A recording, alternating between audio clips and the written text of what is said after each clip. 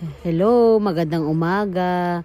Ito na naman po kami. Naghahanap po kami ng aming mapagsusimingan. So sa ngayon, dahil araw ng linggo, wala aming ginagawa. Inaya kami ng aming tita Jonah na mamasyal or mag-swimming sa Doña Jovita Garden Resort, Calamba, Laguna. So ayan, nakarating na kami dyan. Nakita nyo naman, di ba po? Ayan, meron po silang swimming pool na may falls.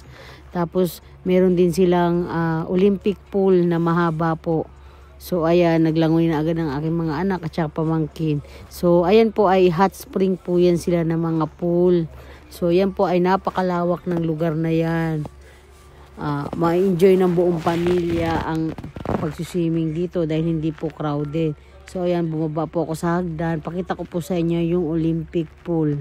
So ayan po siya. Kadugtong naman po niya yung may pools po. So ayan, nag-enjoy na silang magbabad agad dyan kasi mainit-init ang tubig. So yan po sa may Calamba, Laguna po ito na resort.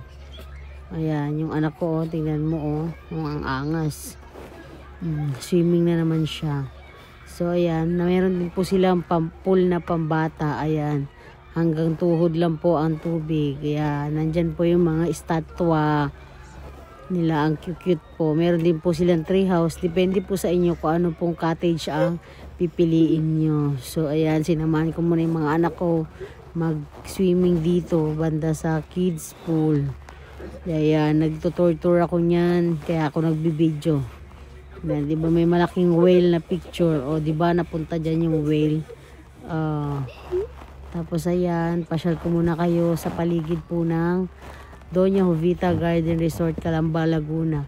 Ang entrance po nila is 100 pesos lamang po sa adult at 80 pesos naman po sa kids. So naka-promo po pala po lahat ngayon hanggang September 30. So ayan, kinantahan na po namin, saktong-sakto, birthday naman po ng aking pinsan, si Ma'am Gaga. So ayan, after namin siyang kantahan, syempre waiting din kami na kainan na dahil gabi na rin po yan, hapunan po. So ayan, enjoy po ang lahat sa araw na ito at swerte at birthday dia po nasabay ang aming swimming. Maganda rin po kaya biglaan ang swimming kasi natutuloy ang lakad. Diba? Surprise ka na lang. So ayan, kainan na.